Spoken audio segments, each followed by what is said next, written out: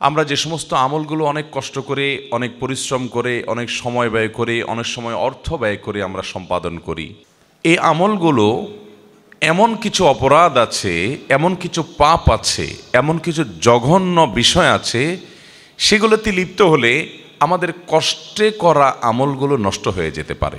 শুরুতে আমরা নিয়ত করে নেই যে পয়েন্টসগুলোর কথা আমরা জানব, যে বিষয়গুলোর কথা আমরা জানব যেগুলো বান্দার আমলকে বরবাদ করে দেয়, আমলকে নষ্ট করে দেয়, সেগুলো যেন আমার জীবনে কোনো অবস্থায় না থাকে। যদি থাকে, এ আলোচনা শোনার সাথে সাথে আমরা তওবা করে নিব যে সেগুলো আর কখনো আমার জীবনে যেন না আসে, আর ভবিষ্যতেও যেন এরকম কোনো বিষয় আমাদেরকে স্পর্শ করতে না পারে যে বিষয় আমাদের আমলকে বরবাদ করে দিবে। সেরকম নিয়ত আমরা শুরুতে করে নেই, ঠিক আছে তো ইনশাআল্লাহ? মোহতারাম হাজরিন, বান্দার সকল ভালো কাজ, সকল অর্জন, সকল সওয়াব, সকল নেক আমল, এগুলোকে সত্যি এবং প্রকৃত অর্থেই বরবাদ করে দেয়, পরিপূর্ণভাবে ধ্বংস করে দেয় মূলত শিরক এবং কুফরি এবং নেফাক। এটি যখন মুখরিজ আনিল মিল্লাহ পর্যায়ের হয়, অর্থাৎ কেউ যদি বড় শিরক এবং বড় কুফরি এবং বড় নেফাকে লিপ্ত হয়, তাহলে এই ব্যক্তির সমস্ত আমলগুলো বরবাদ হয়ে যায়। সে আগে যত যা করেছে ভালো কাজ সব মাইনাসে চলে যায়, সব ডিলিট হয়ে যায়। এ সম্পর্কে আল্লাহ রাব্বুল আলামিন কোরআন কারীমে সূরা মায়েদার ৫ নম্বর আয়াতে বলেছেন, ওমান ইয়াকফুর বাদাল ঈমান ফাকাদ হাবিতা আমালু। যে ব্যক্তি ঈমান আনার পর আবার কুফরি করলো, অস্বীকার করলো আল্লাহর কোনো কিছুকে, তাহলে সেক্ষেত্রে তার আমল বরবাদ হয়ে গেল। কুফরি করলো মানে হলো সাথে সাথে তার আমল বরবাদ হয়ে গেল, শেষ। অতএব ভাইরা আমার, আল্লাহ রাব্বুল আলামিনের প্রতি কুফরি যেন আমাদের কোনো আচরণ দ্বারা, কোনো কথা দ্বারা, কোনো বিশ্বাস দ্বারা না হয়, সেজন্য আমাদেরকে সতর্ক থাকতে হবে, সাবধান থাকতে হবে। আমান্না সাল্লামনা, ইমানদারের কথা হলো আল্লাহ রাব্বুল আলামিনের আদেশ নিষেধের উপর আমি ঈমান আনলাম, মেনে নিলাম, আমার বুঝে আসুক বা না আসুক। আমল বরবাদ হওয়ার জন্য আরেকটা বিষয়ের দায় আছে অনেক বড়, সেটি হলো শিরক। কুফরিরই ওই ক্যাটাগরির আরেকটি অপরাধ, আরেকটি পাপ, যেটি ক্ষমার অযোগ্য যদি কেউ এটি করে তওবা ছাড়া মারা যায়। আর যদি এটি করার পর কেউ তওবা করে, আল্লাহ তাআলা মাফ করে দিবেন। অনেক মুসলিম ভাইয়েরা আছি আমরা, অনেক বোনরা আছেন আমাদের, যারা শিরকে লিপ্ত হন, আল্লাহর ইবাদত করেন, আবার আল্লাহর পাশাপাশি হয়তো কোনো মানুষের, কোনো কবরের, কোনো মাজারের, কোনো আপনার অলৌকিক শক্তির পুজো করেন, উপাসনা করেন, তার কাছে প্রার্থনা করেন, তার কাছে সাহায্য চান। এরকম রোগবালাই, এরকম শিরকের এই বদ অভ্যাস আমাদের দেশে অনেক মানুষের মধ্যে আছে না নাই? শিরকের এই অপরাধ সম্পর্কে আল্লাহ তাআলা বলেছেন, ওয়ালাকাদ উহিয়া ইলাইকা ওয়া ইলাল্লাযীনা মিন ক্বাবলিক। হে রাসূল, আপনি এবং আপনার পূর্বে যত রাসূল পৃথিবীতে এসেছেন সকলের প্রতি আল্লাহ তাআলার কমন একটা অর্ডার ছিল, সেটা কি? লাইন আশরাকতা লা ইয়াহবাতান্না আমালুক। যদি আপনি শিরকে লিপ্ত হন, রাসূল সাল্লাল্লাহু আলাইহি ওয়াসাল্লামকে আল্লাহ বলছেন, আপনি নিজে শিরকে যদি লিপ্ত হন, নবী হয়ে, রাসূল হয়ে যদি কেউ আল্লাহর সঙ্গে শিরকে লিপ্ত হয়, লা ইয়াহবাতান্না আমালুক, তাহলে আপনার যত আমল আছে, ভালো কাজ আছে, সব বরবাদ হয়ে যাবে। ওয়ালা তাকুনান্না মিনাল খাসিরিন, এবং আপনি ক্ষতিগ্রস্তদের কাতারে শামিল হবেন, লুজার হবেন, সব হারিয়ে আপনি কপাল পোড়া, দুর্ভাগা, হতভাগা হয়ে যাবেন, ক্ষতিগ্রস্ত হয়ে যাবেন। মোহতারাম হাজরিন, এই আয়াত বলছে যদি কেউ শিরকে লিপ্ত হয় তাহলে তার সমস্ত নেক আমল নষ্ট হয়ে যায়। এই জন্য শিরকের ব্যাপারে আমাদের সাবধান থাকতে হবে। আমাদের দোয়া, সন্তান না হলে, ব্যবসা বাণিজ্য ভালো না হলে, বিপদ আপদ দূর না হলে, রোগ বাড়াই ভালো না হলে, তারপর আমাদের দাম্পত্য জীবনে সুখ শান্তি না হলে, যেই কোনো সুবিধা অসুবিধা, চাওয়া পাওয়া, এগুলোর জন্য আমরা হাত তুলব, প্রার্থনা করব একমাত্র কার কাছে? আল্লাহ রাব্বুল আলামিনের কাছে। আল্লাহর পাশাপাশি যদি আপনি অন্য কাউকে শরীক বানান, আরও কারোর কাছে আপনি দোয়া করেন, প্রার্থনা করেন, তাহলে এটা হবে শিরক। ঠিক একইভাবে আমাদের সেজদা, আমাদের রুকু, আমাদের নামাজ, এটা কার উদ্দেশ্যে হবে? আল্লাহর উদ্দেশ্যে। এখন আপনি কোনো কবরে গিয়ে, কোনো মাজারে গিয়ে সিজদা করলেন, সেখানে গিয়ে আপনি রুকু করলেন, সেখানে গিয়ে নামাজ পড়লেন, তাহলে এটা হলো শিরক, এবং এই শিরকের কারণে আপনার আমল বরবাদ হতে পারে। এজন্য মোহতারাম হাজিরিন, শিরক এবং কুফর, আল্লাহর কোনো বিধানকে বা আল্লাহর শরীয়তকে, আল্লাহর আদেশকে অস্বীকার করা, কিংবা আল্লাহর ইবাদতের পাশাপাশি অন্য কারো শরীক করা, এগুলো আমাদের আমলগুলোকে বরবাদ করে দেয়। দ্বিতীয় যে বিষয়টি বান্দার আমলকে বরবাদ করে দেয়, নষ্ট করে দেয়, সেটি হলো রিয়া বা লৌকিকতা, মানুষ দেখানো কাজ করা। এটা মানুষের আমলকে বরবাদ করে দেয়। ইবনে মাজাহ বর্ণিত একটি হাদিস আছে, নবী করিম সাল্লাল্লাহু আলাইহি সাল্লাম বলেছেন, কিয়ামত যখন কায়েম হবে তখন আল্লাহর পক্ষ থেকে একজন ঘোষক ঘোষণা দিয়ে বলবেন, যারা কোনো ভালো কাজ করছো তোমাদের জীবদ্দশায় আল্লাহকে খুশি করার জন্য, আবার পাশাপাশি আল্লাহর সাথে অন্য আরও কারোর খুশিও তোমার উদ্দেশ্য ছিল। দুনিয়াতে যদি কোনো ভালো কাজ করো আল্লাহকে খুশি করার উদ্দেশ্য ছিল, সাথে একটু বান্দারা একটু দেখুক, বান্দারা একটু আমাকে ভালো বলুক, একটু বাহাবা দেখ, সবাই একটু জানুক, একটু ভাবসাব আসবে, এরকম অসৎ উদ্দেশ্য যাদের ছিল, আল্লাহর পক্ষ থেকে ঘোষক ঘোষণা দিয়ে বলবেন তারা যেন তাদের সেই ভালো কাজের সওয়াবের আশা আল্লাহর কাছে না করে ওইটা আল্লাহকে খুশি করার পাশাপাশি আর যাকে দেখানোর জন্য, যাকে খুশি করার জন্য, যার কাছে গল্প দেওয়ার জন্য করছিলা তার কাছ থেকে গিয়ে বিনিময় নাও। কারণ ইন্নাল্লাহ আগনা শোরাকা আনে শিরক, আল্লাহ তাআলা তার সাথে যাদেরকে শরিক সাব্যস্ত করা হয়, এসব শরিক টরিকের শিরক থেকে, পার্টনারশিপ থেকে আল্লাহ তাআলা অনেক পবিত্র। এগুলোর কোনো প্রয়োজন আল্লাহ তাআলার নাই। পিওর কোনো আমল আল্লাহর জন্য করলে যে সেখানে আল্লাহর কাছেই আমি শুধুমাত্র সওয়াব আশা করি, মানুষের কাছে আমার কিছু পাওয়ার আশা নাই। আজকাল আমাদের সোশ্যাল মিডিয়ার কারণে, ফেসবুক, ইউটিউব ইত্যাদির কারণে আল্লাহকে খুশি করার জন্য শুধুমাত্র আমল, এরকম আমল খুঁজে পাওয়া বড় কঠিন, বড় কঠিন। নামাজটা পড়লেও পারলে সেলফি যদি তুলে ফেসবুকে দিতে পারি, কিছু লাইক কমেন্ট কামাই হবে, কিছু বাহবা হবে, কিছু লোক নারায় তাকবীর দিবে। মিডিয়ার কল্যাণে আজকাল আমাদের এখলাস ধরে রাখা এটা সোনার হরিণ হয়ে গেছে, কঠিন হয়ে গেছে, ঠিক না ভাই? ঠিক। মোহতারাম হাজরিন, সেজন্য আল্লাহ রাব্বুল আলামিনের কাছে পানাহ চাইতে হবে। ভাইরা, কত আমল আমরা করছি, কত আমল আমরা করছি, না জানি রিয়ার কারণে, লোক দেখানো মানসিকতার কারণে, লোক শোনানো মানসিকতার কারণে, লৌকিকতার কারণে আমাদের সেসব আমল বরবাদ হয়ে যাচ্ছে। সেগুলোর কোনো সওয়াব আল্লাহর কাছে আমরা পাবো না।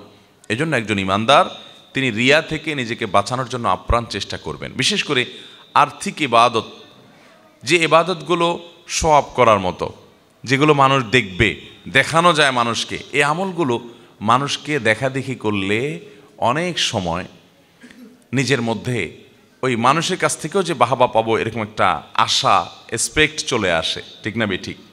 ওমরা যাব, হজে যাব, তো কিছু ছবি তুলে ফেসবুকে দিব, কিছু বন্ধুবান্ধব জানবে, তারা দোয়া চাইবে আমার কাছে, তারপর আমার কাছে তারা আমাকে বাহাবা দিবে, এরকম আশা অনেক সময় থাকে। ভাইরা আমার, ইমানদার তার গুনাহ বা পাপগুলোকে যেরকম লুকানোর চেষ্টা করে, কেউ যেন না দেখে, কেউ যেন টেন না পায়, যেন চুপো চুপো মোবাইলে খারাপ জিনিস, হারাম জিনিস দেখে শুনে, গুনাহকে লুকায় লুকায় করে, যাতে মানুষের কাছে সে ভালো থাকতে পারে, মানুষ যেন তাকে খারাপ মনে না করে। তো গুনাহ যেরকম মানুষ লুকানোর চেষ্টা করে, ইমানদার তার নেক আমলগুলোকেও এরকম লুকানোর চেষ্টা করবে, যে কেউ দেখার পর আমার ভিতরে ভাব চলে আসবে বা কাউকে দেখানোর উদ্দেশ্য আমার মনের মধ্যে আসবে, তাহলে তো আমল বরবাদ হয়ে যেতে পারে, এটা কোনো সওয়াব আল্লাহর কাছে নাও পাইতে পারি। এই জন্য ওই আমলটাকে সেভ করার জন্য, এটাকে নিরাপদ করার জন্য সে লুকাবার চেষ্টা করবে, গল্প দিয়ে বেড়াবে না, গল্প দিয়ে বেড়াবে না। তার অনেক কাজ থাকবে কিন্তু মানুষ জানবে না। আর অনেক মানুষ আছে দেখবেন যে যদি সারা বছরে একদিনও তাহাজ্জুদ পড়ার তৌফিক নসিব হয়, ভোর রাতে উঠে, মাশাআল্লাহ, তার সারা দিনের গল্পের মধ্যে, কথাবার্তার মধ্যে, আলাপচারিতার মধ্যে, কনভারসেশনের মধ্যে কোনো না কোনোভাবে ওই বিষয়টা চলে আসেই আসে, ঠিক না বে? ঠিক। আল্লাহ হজে 2 বার নিয়েছে, এই কথাটা বন্ধু মহলে ডাইরেক্ট কিভাবে বলি, ঘুরায় ফিরায় ছেলে মেয়েকে, নাতি নাতনিকে ডেকে দিয়ে, আমার দ্বিতীয় হজ থেকে আনা যায় নামাজটা নিয়ে আসো তো, দ্বিতীয় হজ থেকে আনা যায় নামাজ। এর মানে হলো, আশেপাশে যারা আছেন শুনতেছেন, আপনারা শুনে রাখেন যে আমি কিন্তু হজ 2 বার করছি, অতএব দ্বিতীয় হজ থেকে আনা যায় নামাজ আনতে বলছি। তো এরকম নানানভাবে মানুষ কৌশলে নিজের বাকাওয়াতি জাহির করার চেষ্টা করে, কি করে না? একজন সৎ ইমানদার বান্দা তার কোনো আমলকে প্রকাশ করার চেষ্টা করবেন না, মানুষের কাছে বাহবা পাওয়ার আশা করার চেষ্টা করবেন না।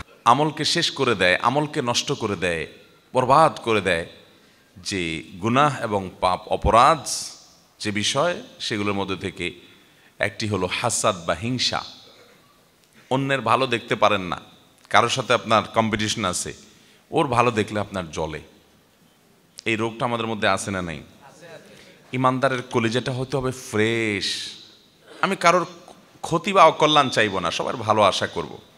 আল্লাহ অমুকে আমার সাথে হয়তো তার কোনো কারণে একটু বাধাবাধি আছে, একটু আমার সাথে তার কোনো কারণে হয়তো সে আমার সাথে শত্রুতা করে, হয়তো আছে কোনো কারণে কম্পিটিশন বা অন্য কিছু, তারপরও দিন শেষে আমি একজন মুসলমান হিসেবে কারোর ক্ষতি চাইবো না। আল্লাহ তাকেও ভালো দেখ, তারও রোগ বালায় না হোক, তার ছেলেটা ভালো রেজাল্ট করুক, তার রুটি রুজি ভালো আসুক, তার ব্যবসাটা ভালো হোক, সে সাকসেস হোক, তাতে আমার কোনো সমস্যা তো নাই।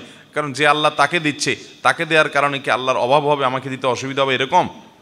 তো এরকম যদি না হয় তাহলে আমার অসুবিধার কথা। আল্লাহ তাকে দিছে, আরও দেখ, আমার কোনো কষ্ট নাই। আমার হয়তো আল্লাহর কাছে চাওয়া হবে, আল্লাহ আপনি তাকে দিয়েছেন ভালো কথা, আমাকেও দেন। আপনি তাকে দিতে পারেন তো আমাকে তো আপনি দিতে পারেন, আমাকেও দিয়েন আল্লাহ।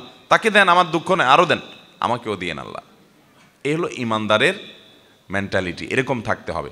আর যদি আপনার মনে হয় আল্লাহ আমাকে দেওয়ার না দাও, ওর দিও না, আছে না না এগুলা? আমার ছেলেটা পাশ করুক আর না করুক, ওর ছেলে জিপিএ 5 পাইছে, এটা আমি শুনতে চাই না, ঠিক না? আমার দোকানে কাস্টমার ঢুকুক আর না ঢুকুক, ওর দোকানে কাস্টমার ঢুকবে আর ব্যাগ ভর্তি জিনিস নিয়ে বাইর হবে, এইটা আমি সহ্য করতে পারবো না। এটারে বলে হিংসা, এটারে বলে কি? অন্তরে জ্বালা পোড়া করে। কারোর ভালো দেখলে অন্তরে চিনচিন করে জ্বলে কিনা খেয়াল করবেন। এটা হলো হিংসা মাপার মিটার। যদি জ্বলে তাহলে বুঝবেন এই রোগটা আপনার মধ্যে আছে। ভাইরা আমার, হতে পারে দুনিয়াতে চলতে গেলে কেউ আপনার সাথে শত্রুতা করতেছে, শত্রু আপনার শত্রুর জায়গায় আছে, হোক, তাই বলে আপনি তার ক্ষতি কামনা করবেন, তার ভালো আশা করবেন। আচ্ছা, তাকে যে ভালো জিনিসটা দিয়েছেন, এটা কে দিয়েছেন? তা সেটা দেওয়ার কারণে যদি আপনার মনের মধ্যে কষ্ট হয়, তাহলে আল্লাহর দেওয়ার ব্যাপারে, আল্লাহর দানের ব্যাপারে আপনি এক ধরনের অভিযোগ তুললেন, ঠিক না? যে আল্লাহ তাকে দিয়েছে, আপনি সেটা নিয়ে আপত্তি করছেন, মানে আল্লাহর সাথে আপনি পাল্লা দিচ্ছেন, তাহলে তো গোল্লা যাওয়া লাগবে। আল্লাহ যেহেতু তাকে দিছে, আমার এখানে কোনো সে নাই, আল্লাহ আরও দেখ। এগুলো ইমানদারের চাওয়া। এই হাসাদ, এ সম্পর্কে একটা হাদিস বর্ণিত হয়েছে বিভিন্ন হাদিস গ্রন্থে। এই হাদিসটির সনদকে মুহাদ্দিসদের অনেকেই একাধিক সনদকে দায়ীফ বলেছেন, আবার কোনো কোনো সনদকে অনেক ওলামায়ে কেরাম গ্রহণযোগ্যতার লেভেল পর্যন্ত পৌঁছায় বলে মন্তব্য করেছেন। তবে এর মূল বক্তব্য যেটি, সেটি বিভিন্ন হাদিসের আলোকে প্রমাণিত, যেটি হাসাদ বা হিংসা এটা হারাম। যে হাদিসের কথা বলছে সেটি হলো ইয়াকুম ওয়াল হাসাদ, তোমরা হিংসা থেকে বেঁচে থাকবে, অন্তরকে হিংসা থেকে পরিচ্ছন্ন করবে। কারণ ফাইন্নাল হাসাদা ইয়াকুলুল হাসানাত কামা তাকুলুন নারু আল হাতাব, আগুন যেরকম কাঠকে পুড়িয়ে শেষ করে ফেলে, মানুষের মনের ভেতরের হিংসা এটা মানুষের আমলগুলোকে এরকম বরবাদ করে দেয়। নাম্বার 4, নবী করিম সাল্লাল্লাহু আলাইহি সাল্লামের প্রতি বেয়াদবি, নবীজির শানে আদবের খেলাফ হয়, শিষ্টাচার বহির্ভূত হয় এমন কোনো কাজ করা, কিংবা তার বিরুদ্ধাচরণ করা, তার আনুগত্য না করা, এটাও বান্দার আমলকে বরবাদ করে দেয়। এ বিষয়ে কোরআন কারীমের একাধিক আয়াত রয়েছে যে আল্লাহ এবং তার রাসূলের, আল্লাহ যে রাসূল সাল্লাল্লাহু আলাইহি সাল্লামের সাথে শিকাক করবে, মুখালাফাত করবে, বিরুদ্ধাচরণ করবে, রাসূলের কথা পাত্তা দিবে না, মানার চেষ্টা করবে না, দম্ভ করবে, অহংকার করবে, তুচ্ছ তাচ্ছিল্য করবে, অস্বীকার করবে, এই ব্যক্তি তার আমলগুলো বরবাদ হবে। আর নবীজি সাল্লাল্লাহু আলাইহি সাল্লামের সাথে যারা বেয়াদবি করবে তাদের আমলও বরবাদ হবে। আল্লাহ তাআলা কোরআন কারীমে সূরা হুজুরাতের মধ্যে বলেছেন, ইয়া আইয়ুহাল্লাযীনা আমানু লা তারফাউ আসওয়াতাকুম ফাওকা সাওতিন নবী, তোমরা নবীজির সামনে তোমাদের আওয়াজগুলোকে তার উপরে করিও না, তার চেয়ে বড় আওয়াজে কথা বলিও না, শিষ্টাচারের দিকে খেয়াল করবে। ওয়ালা তাজহারু লাহু বিল কাউলি কাজাহরি বা'দিকুম লিবা'দিন, তোমরা একে অন্যের সামনে যেরকম জোরে জোরে কথা বলো, নবীর সামনে এরকম জোরে জোরে কথা বলবে না। আন তাহবাতা আমালুকুম ওয়া আনতুম লা তাশউরুন, যদি এটা করো তাহলে তোমাদের আমল বরবাদ হয়ে যাবে, তোমরা টেরও পাবা না। এই যে একটা শিষ্টাচার, এটা নবী সাল্লাল্লাহু আলাইহি সাল্লামের সাথে দেখাতে হবে, না হলে আমল বরবাদ হওয়ার মতো বিষয় হতে পারে যদি নবীজির শান এরকম বেয়াদবি করে কেউ। আজ নবী সাল্লাল্লাহু আলাইহি সাল্লাম আমাদের সামনে নাই, কিন্তু নবীর হাদিসের সাথে, নবীর সুন্নাতের সাথে যদি আমরা বেয়াদবি করি তাহলে এই পরিণতি আমাদেরও হতে পারে। কারণ নবী সাল্লাল্লাহু আলাইহি সাল্লামের সাথে বেয়াদবি করা, তার সুন্নার সাথে বেয়াদবি করা একই জিনিস, একই জিনিস। মোহতারাম হাজরিন, একই ভাবে নবীজি তো বটেই, আমাদের যারা মুরব্বীরা আছেন, বয়সে বড় আছেন, ওলামায়ে কেরাম আছেন, জ্ঞানে বড় আছেন, বিভিন্ন দিক থেকে বড় আছেন, তাদের সামনে কথা বলার আদব শিষ্টাচার এখান থেকে আমরা শিখতে পাই। যে তাদের সামনে উচ্চ আওয়াজে কথা না বলা, তাদের সামনে নীরবে কথা বলা। আজকাল দেখবেন তরুণদের মধ্যে এই সমস্ত শিষ্টাচার নাই, এগুলোকে আমরা অনেক হালকা জিনিস মনে করি, যে বাবার সামনে আপনার জোরে আওয়াজ হবে না, আপনার সিনিয়র কায়ের সাথে মায়ের সাথে জোরে আওয়াজ হবে না। এখন তো যুবক পোলাপান সবচাইতে বেশি চিৎকার, চেঁচামেচি, অভদ্রতা, অসৌজন্যমূলক এবং পশুর মতো চিল্লি করে কথা বলে মায়ের সামনে। দুনিয়াতে সবচেয়ে বেশি দুর্ব্যবহার করা যায় যার সাথে, চিল্লি করা যায় যার সাথে, রাগারাগি করা যায় যার সাথে, তার নাম হলো মা। ঠিক না বেঠিক? বাপের সাথে আবার সব চলে না, কারণ দাঁত ফালাই দিবে থাপ্পড় দিয়া। ঠিক না বেঠিক? মা বেচারি অনেক দয়া এবং মায়া তার সন্তানের প্রতি। এই চান্সে অনেক যুবকরা বেয়াদবি করেন। মনে রাখবেন, এটি ভয়ঙ্কর একটি ব্যাপার। এই জন্য শিষ্টাচার আমাদেরকে শিখতে হবে। শিষ্টাচার বহির্ভূত মানুষ কখনো ভালো মুসলমান হতে পারে? তাহলে নবীজি শানের সাথে যখন বেয়াদবি করা হয় অথবা তার বিরুদ্ধাচরণ করা হয়, তখনও বান্দার আমল বরবাদ হতে পারে। আর 5 নম্বর হলো সালাতুল আসর বা আসরের নামাজ যদি কেউ এটার ব্যাপারে অবহেলা করে। অনেকে দেখবেন আসর নামাজ পড়ে না, অবহেলা করে, পড়ে না, টাইম মতো পড়ে না, 2 দিন পড়ে তো 4 দিন পড়ে না। তো এই ব্যক্তির আমল বরবাদ হওয়ার কথা হাদিসে আছে। সহিহ বুখারীতে আসছে, নবী সাল্লাল্লাহু আলাইহি ওয়াসাল্লাম বলেছেন, মান তারাকা সালাতাল আসরি ফাকাদ হাবিতা আমালু। যে ব্যক্তি আসরের নামাজ পড়ে না, বাদ দেয়, তার আমল বরবাদ হয়। এখানে আমল বরবাদ বলতে কি বোঝানো হয়েছে? অনেক মুহাদ্দিসগণ বলেছেন, তার মানে আসর যেহেতু পড়লো না, এই জন্য ওই আমলটা বরবাদ হয়ে গেল। আর আসরের নামাজ হলো 5 ওয়াক্ত নামাজের ভিতরে বিশেষ গুরুত্বপূর্ণ নামাজ। হাফিযু আলাস সালাওয়াতি ওয়াস সালাতিল ওয়াসতা হাদিসে আসছে, তোমরা সব নামাজের দিকে খেয়াল করো, বিশেষ করে মধ্যম নামাজ। মধ্যম নামাজটা কি? অনেক মুহাদ্দিস, অনেক মুফাসসির আর কোরআন বিশ্লেষকগণ বলেছেন যে এখানে আসরের নামাজকে বোঝানো হয়েছে, বিশেষ গুরুত্বপূর্ণ। এই জন্য আসরের নামাজের পরে অবহেলা বিশেষভাবে একজন ইমানদার করবে না। এটি তার ওই আমলকে বরবাদ করে দিতে পারে। 6 নম্বর এবং সর্বশেষ যেটি বলতে চাই তা হলো, কোনো মানুষ যদি কারোর পরিণাম সম্পর্কে নিজে পণ্ডিতি করে আল্লাহর উপর কোনো ফয়সালা দিয়ে দিতে চায়, এটা তার আমলকে বরবাদ করে দিতে পারে। এ সম্পর্কে একটি হাদিস বর্ণিত হয়েছে। নবী করিম সাল্লাল্লাহু আলাইহি ওয়াসাল্লাম ইরশাদ করেছেন, কোনো এক ব্যক্তি অন্য ব্যক্তি সম্পর্কে বলল যে এই ব্যক্তিকে আল্লাহ তাআলা মাফ করবেন না, এর কোনো রক্ষা নাই, এর খবর আছে, এর আল্লাহ তাআলা ছাড় দিবেন না, এরকম হার্ডলি বলেছে। আল্লাহ রাব্বুল আলামিন ওই ব্যক্তিকে বলবেন, আমার ওই বান্দাকে মাফ করব কি করব না, এটা তো আমার ইখতিয়ার। তুমি যখন এত বড় পণ্ডিতি করলা যে ঠিক আছে সে মাফ পাবে না, তাহলে আমি তাকে মাফ করে দিলাম আর তোমার আমল বরবাদ করে দিলাম। বেশি তুমি আমার উপরে ফয়সালাগিরি করতে গেছো। মোহতারাম হাজরিন, এটা হলো তখন যখন কোনো মানুষ মুসলমান হবে। মুসলমান হইয়াও তার মধ্যে কি থাকতে পারে? আপনার এ ধরনের বিষয় আশা থাকতে পারে, এ ধরনের দুর্বলতা থাকতে পারে যে সে মুসলমান হওয়ার পরও কোনো গুনাহের কারণে, কোনো পাপের কারণে আপনার কাছে মনে হচ্ছে সে অনেক পাপিষ্ট হয়ে মারা গেছে। আপনি ফয়সালা দিয়ে দিলেন, না এর কোনো রক্ষা নাই, আল্লাহ এর মাফ করবে না। মানে ব্যাপারটা হলো যে আল্লাহর উপর আপনি ফয়সালা দিয়ে বসে আসলেন। এটা ভয়ঙ্কর বিষয়। এটা অনেক ক্ষেত্রে আমাদের আমল বরবাদের কারণ হতে পারে, আল্লাহর রাগের এবং ক্রোধের কারণ হতে পারে। আমল বিনষ্টকারী এই 6টি বিষয় থেকে বিশেষভাবে যেন আমরা বেঁচে থাকতে পারি, আল্লাহ সুবহানাহু ওয়া তাআলা আমাদের সকলকে সেই তৌফিক দান করুন। জাযাকুমুল্লাহু খায়রা ওয়া